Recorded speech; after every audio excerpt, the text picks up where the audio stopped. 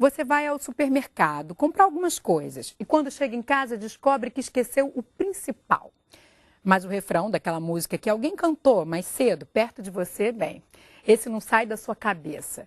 Por que será, hein? No programa de hoje a gente fala sobre a memória. Você vai entender por que algumas coisas ficam e outras não ficam retidas nela. E quais são os mecanismos que nos fazem lembrar e esquecer. Vamos mostrar técnicas que ajudam a fixar informações e práticas que permitem exercitar a memória em qualquer fase da vida.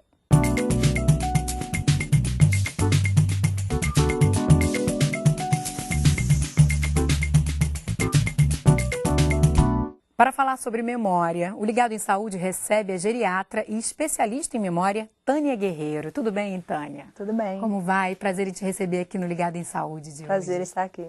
Tânia, a gente começa o programa assistindo a um depoimento de uma senhora, a dona Nancy, que tem 94 anos. Vamos ver o que ela fala sobre a memória. Eu considero minha memória ótima.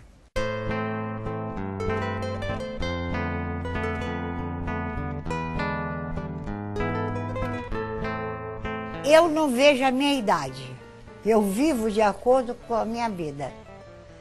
Eu nem sou jovem, nem sou velha. É como eu estou dizendo a você. É a minha cabeça. Entendeu? A minha cabeça é que me faz eu sentir mais jovem ou mais velha.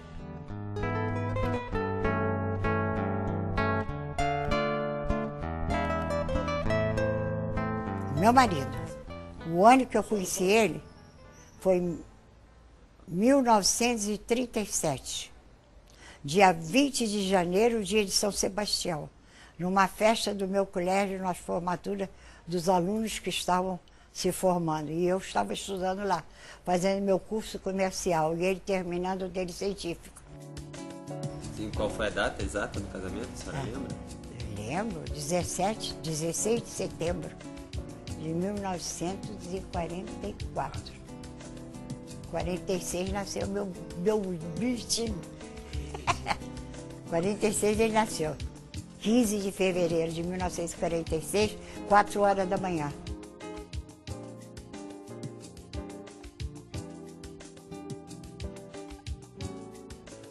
Para minha memória, eu cito que você tem que ler muito, se divertir, coisas boas, comer bem, entendeu? Comidas boas, passear, ter boas amizades, conversas boas, se divertir, porque isso é muito bom. Principalmente ler. A leitura é um remédio para a memória. Minha memória é muito boa, meu filho. Se você começar a puxar muito, vai sair coisa aqui que eu não posso falar. Muito bom, muito bom. Muito bom, né? Que maravilha chegar aos 94 com essa memória excelente, lembrando de hora que o filho nasceu, tudo, né? E ela expressa muita vivacidade, né? Então, muito mais do que só lembrar de coisas do passado, ela realmente se referiu a fatores que comprovadamente ajudam a memória. Que é essa questão do se divertir, né? Do ler, né? Do estar envolvido com a vida. São questões assim fundamentais para a gente ter um bom desempenho. E porque a memória é o que nós somos, né, Tânia? A nossa história, é o que nos torna únicos. Então, acredito que todo mundo queira preservá-la o máximo de tempo possível, né? Por certo, né? E nesse sentido, é importante que a gente tenha um porquê ter memória. Quer dizer, a pessoa que está engajada à vida, que tem com quem compartilhar, que tem um foco, que tem um objetivo na vida, isso tudo alimenta a memória. Então, aquele que se sente mais alijado, ou se tem a consciência que, já estou velho demais, então isso começa a apagar, vamos dizer assim, essa vivacidade mental. Porque para que lembrar se eu não tenho quem queira me ouvir? Então, isso afeta. A questão da escolaridade, ela também influencia bastante? Influencia muito. O estudo regular, sistemático, traz até uma certa proteção em relação a doenças neurodegenerativas. Mas não só isso, mesmo saindo do aspecto da doença, aqueles que estudam mais, que estão sempre curiosos, interessados em aprender coisas novas, eles dão ao cérebro aquilo que necessita para se manter em boa forma. Com estímulos, o tempo todo a gente acaba construindo e ampliando as redes neuronais. E independente dessa questão da idade, né, em qualquer fase da vida, a gente de vez em quando tem aquelas falhas de memória. Como eu falei no início do programa, a gente sai para comprar alguma coisa, volta sem aquilo porque esqueceu na hora, ou, enfim, dá um branco qualquer em qualquer outro momento da vida. Por isso eu queria que você explicasse para a gente, eu imagino que não deva ser uma coisa tão simples assim, mas o mais simples possível, como é que funciona a memória? Que mecanismos são esses que nos fazem lembrar, às vezes, de coisas inúteis e esquecer do que é mais importante? Antes de tudo, é importante considerar que o esquecimento também é um mecanismo natural de eliminação de informações irrelevantes. Se não fosse o esquecimento, nosso sistema nervoso viveria sobrecarregado, estressado, né? Então, a gente naturalmente elimina, a gente filtra aquilo que é mais interessante que seja guardado na memória. Então, como se dá a memória? O sistema nervoso recebe informações do mundo exterior através dos sentidos, né?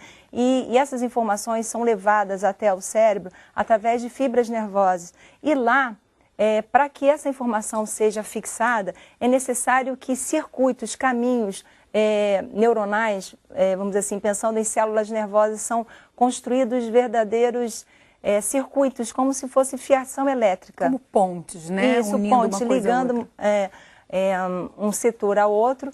E assim, por exemplo, para que seja gravada uma informação nova, é necessário que seja consolidado, estabilizado ou ampliado um circuito já existente, um circuito elétrico. Então, se você já conhece um assunto e você vai aprender mais coisas sobre aquele assunto, aquele circuito que já está formado, ele vai se tornar mais sofisticado, com mais variáveis, com mais células, vamos dizer assim, fazendo, vamos dizer assim, pontes, né? Mas muitas vezes a gente acaba esquecendo do que você falou, que existe uma limpeza, né? Uma espécie de limpeza normal que faz você eliminar o que não é tão importante. Mas às vezes acontece o contrário.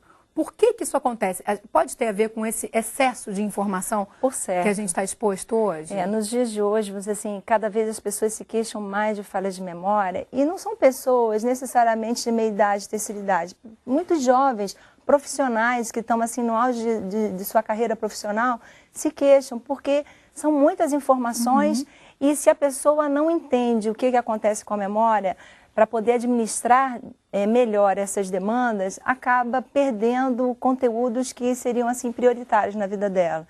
Então, porque a nossa memória, um dos tipos de memória que eu considero assim fundamentais é a memória de trabalho, a memória operacional.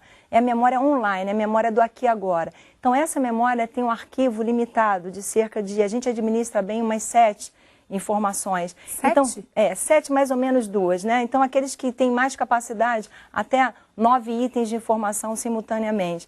Com a avançada idade, isso diminui. Mas a verdade é que, se a gente, por exemplo, está preocupado com alguém que está doente, se a pessoa não está se sentindo bem fisicamente, se existem várias coisas no dia a dia que estão ocupando a memória dela de trabalho simultaneamente, ela pode, diante de uma palestra, uma informação ou um telefonema que ela queira guardar o recado, aquilo já não cabe mais nessa memória do momento presente. Então é preciso ter consciência do que está competindo pela sua atenção em cada momento para você ser mais eficaz. E nesse momento, anotar ou despejar de alguma forma essas informações é uma saída? Com certeza. Eu costumo recomendar a meus alunos, meus clientes, a ter um caderno de ideias do lado. Então, você está querendo, num momento como esse, ter um bom desempenho, antes de começar a tarefa ou atividade que vai te exigir muito, você aquieta e faz um exercício de interiorização, procurando tomar consciência de tudo que está vindo à sua consciência naquele momento. E aí você joga no caderno de ideias para se liberar. Depois eu vejo se a empregada chegou, depois eu vou saber daquele caso do consultório, eu vou falar com a minha secretária e assim por diante, para poder estar liberado. Agora, um outro aspecto que é importante em relação às emoções, são as emoções, porque muitas vezes o que está ocupando a mente são questões não conscientes. Então, se a pessoa não se conhece bem, então às vezes tem alguma coisa lá, um ressentimento, alguém falou com ela de mau jeito pela manhã, ela ficou chateada, magoada, ponto. Isso ocupa a memória de trabalho.